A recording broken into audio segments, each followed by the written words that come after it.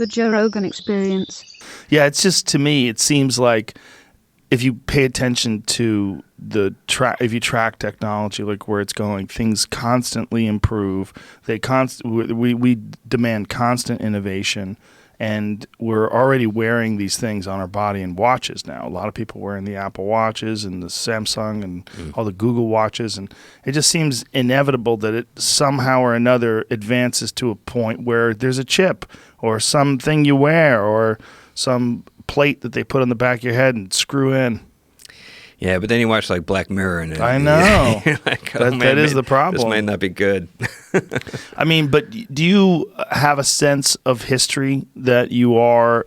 First of all, you're amongst one of the rare human beings that has ever been in space, and then two, you're working for a company that is at the very tip of the spear of innovation, like you're at the front of the line in terms of creating viable methods of sending people into space and returning them. I feel extremely fortunate, to have that experience I had at NASA, and have the visceral experience, the incredible experience of flying in space, doing spacewalks, operating robot arms, launching on rockets and all that. And then coming to SpaceX and being there in the relatively early days and being there for 7 years, I feel like I feel pretty satisfied that I got incredibly lucky to see these things and be in the room where it happens. It's pretty remarkable. And now, I'm still a consultant at SpaceX, but I'm a full-time professor at USC. So now I'm teaching, and also working on TV shows. So now I'm like taking those incredible experiences I had, open up a lot of other doors, and like I end up, it's like, for example, working on this TV show, I find myself like in the writer's room with a whole bunch of really talented, creative people, where there's no way in a million years this would ever happen to me if it weren't for these incredible experiences I was lucky enough to have. It's like that gets really surreal. I can only imagine. I mean, I can only imagine. Especially coming from your childhood, having that image on your wall, and now really being a part of this massive change in the way human beings are going to be able to travel in space. Yeah. Now, tell us about this TV show, because you were talking to me about it off air before we started. Yeah. So this is For All Mankind. It's on Apple TV, and the way I got involved with this thing, I was a big fan of Battlestar Galactica. The reboot. Me too. The reboot was awesome. Wasn't it? Oh, it's so underrated. Yeah. One of the best science fiction shows ever. Yeah, I mean, it was like in the early days of kind of like peak TV, I guess, and it was like, it was just so good. I mean, the writing was so good, and the whole concept and everything. Yeah. All the things they're exploring, and the science fiction is always at its best when it's like an allegory, and the way they explored things that were happening in society, like terrorism and stuff, the way they were able to depict it as in an alternate universe, I thought was spectacular. Yeah, it's brilliant show. So I'm watching it on the space station, which was like the best place to watch that thing. That's crazy. Do you using an iPad or something? Like, do you have things stored, or is there a TV up there? There's no TV, but we have all these laptops, so they can send up files, and you can give them like 4 shows that you like. How long does it take for a show to download in space? Well, they download it for you, which is nice while you're working. And then when you're ready to watch, you just pop up the file. So is it like a satellite connection, internet satellite? It's a KU band system that goes to satellites that aren't part of it. NASA satellites are called TDRS satellites. So the data goes up to TDRS and then down to ground stations to White Sands and then to. So what kind of bandwidth are you getting? What's your latency? I don't remember the numbers, but we weren't getting, when I was there, we weren't getting live internet because all that bandwidth is being used for science to get down all the data from the experiments and the video. So you can't check your Twitter? You can now. You can now? You can now. Oh, that's terrible. I just missed that. That's terrible. Yeah, it's probably like, yeah, it's probably what a better. distraction. Yeah. Yeah. Just Google searching random things when you're supposed to be doing your job in space. Yeah. So you get these shows and you're watching Battlestar Galactica on your laptop. I'm watching Battlestar Galactica, Colbert Report, Daily Show, and like New York Yankees games. So I'm watching. Wow. That's what I'm watching. Wow. You're not watching Yankees games in real time, right? No, pre-recorded. Oh, wow. Still though.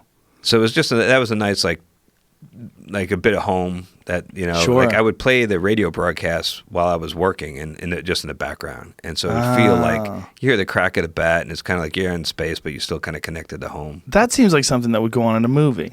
Yeah, Like some guy who's working on a spaceship in the movie who's listening to a baseball game and goes, shit. 3 balls, 2 strikes. Yeah, doesn't that? Payoff. Yeah. That really does seem very like some classic George Clooney movie about space. Yeah, You know? it's real. It's Yeah. real. Wow, man. How weird did that feel? How does it feel so surreal that you were that guy up there with a laptop? Yeah. I mean, and like Battlestar, I'm watching Battlestar, and they're like, now I'm in the final season, and they're like finding Earth, and I'm like, it's right there. You're in a spaceship. How many people have watched Battlestar Galactica while in a spaceship? You might be the only person ever. Well, my commander was watching it too, so there's at least two. two of us. Two, yeah. But so they ask you, like, are there any celebrities you'd like to chat with while you're up there? And they will go out and get them for you, the kind of morale boost thing. Oh, wow. And so I said, I want to talk to Ron Moore and David Icke, Okay. who are the creators of Battlestar. Mm-hmm. Right?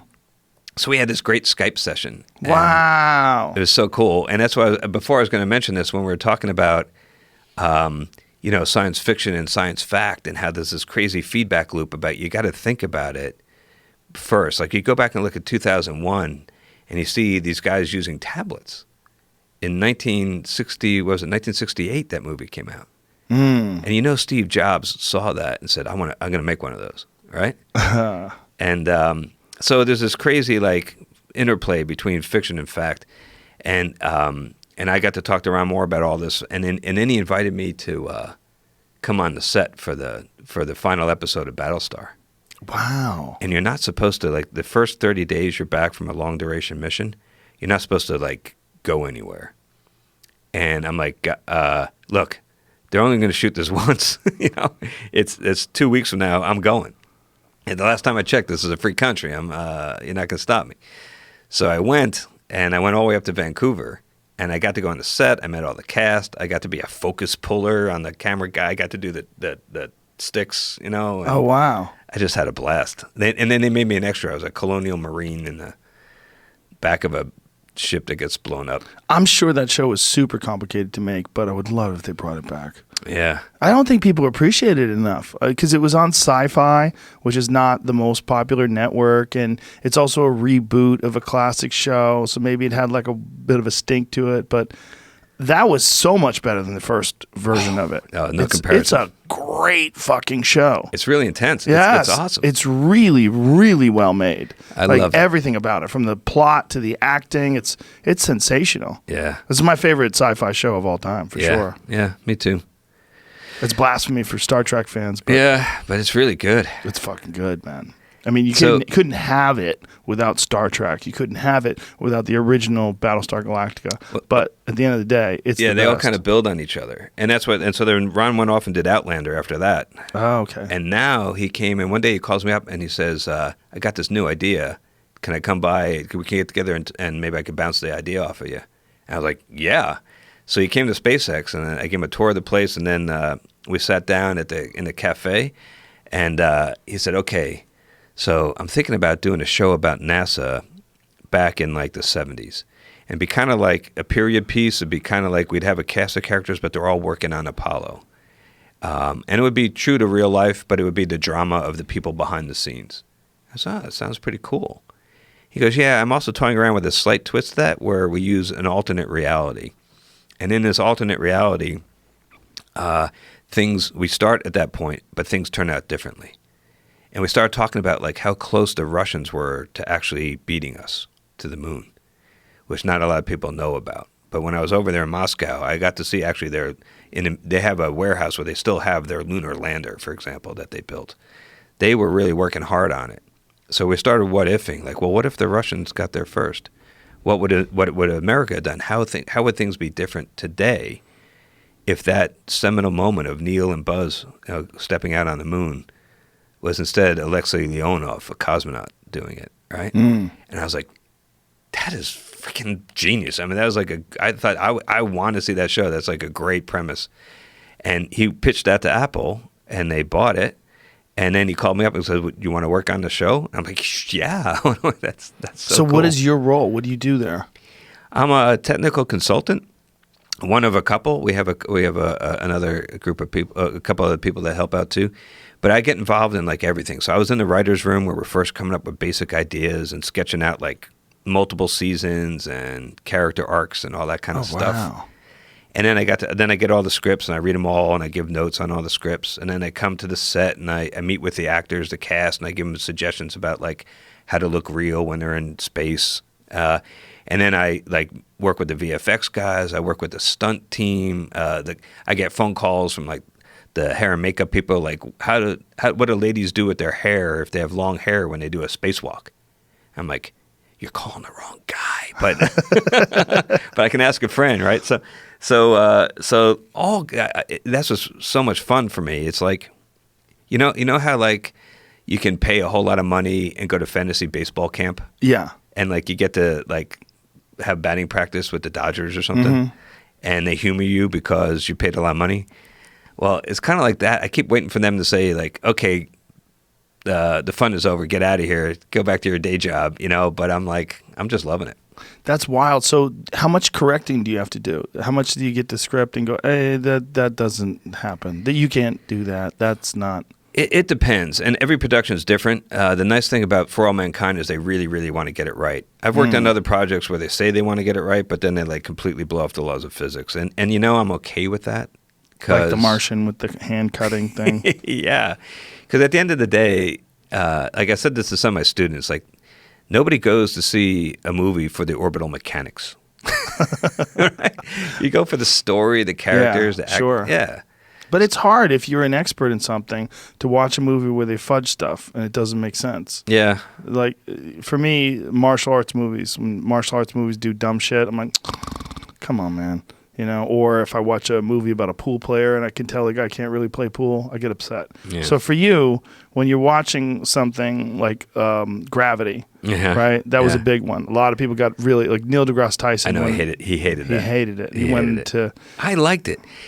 And the problem is now that I have this job, now I'm getting more persnickety about it, I'm sure. Now I'm watching, I'm like, that's not right. But everything. The gravity, the hair. I used to not care, though. Like, really? When I first saw Gravity, I loved it because it was a good story. It gripped me. But you knew that those space stations were not close to each other. Oh, yeah. The inclinations the orbits are totally different. You're going to go from one to the other with a fire extinguisher. I knew that was complete bullshit. Don't get me wrong. But that leap where they're treating you like you're a moron, they're treating you like there's no way you're going to be able to research this. But someone like you, that's your life. So like that's nonsense. So you're sitting there watching some hokey solution. Yeah. For something that would never work. Yeah, if it gets to the point where but that's a beautiful thing about like doing this with television is you don't have to actually be right. You just have to be believable, which the bar is like when I'm teaching my class at USC, I got to be right. But when I'm like, yeah, well, maybe this could happen. Right. With the TV show, it's easier. But this TV show, you're just saying they really want to try to get it right. They really do because it's really important to them. And so... yeah, I've ended up making like wholesale changes to episodes because like the original idea, I try very, very hard not to interfere with their creative process because they're really, really good at that. And I'm not worthy. But I'm like, yeah, okay, I see what you're trying to do. You want this guy to be the hero. You want this person to feel remorse. You want this. And over the course of time, this person has a change of heart. I get the story. But what if, instead of doing it this way, what if the events occur like this because this could actually happen, right? And so I tried to change it. And there's one, like episode 9 and a little bit of episode 10 of season 1, I ended up sitting and working very closely with the writers and changing all the technical content to make the story work in a believable way. And that when we do that and then you see it on the screen, it's like so incredibly rewarding. It's really fun. That must be, especially as someone who's a sci-fi fan. Like you've had 2 dream lives here. Like I had 3 or 4 really. That's incredible that you've gone from NASA to SpaceX and now to be able to create television shows that you can actually enjoy. Yeah. Wow.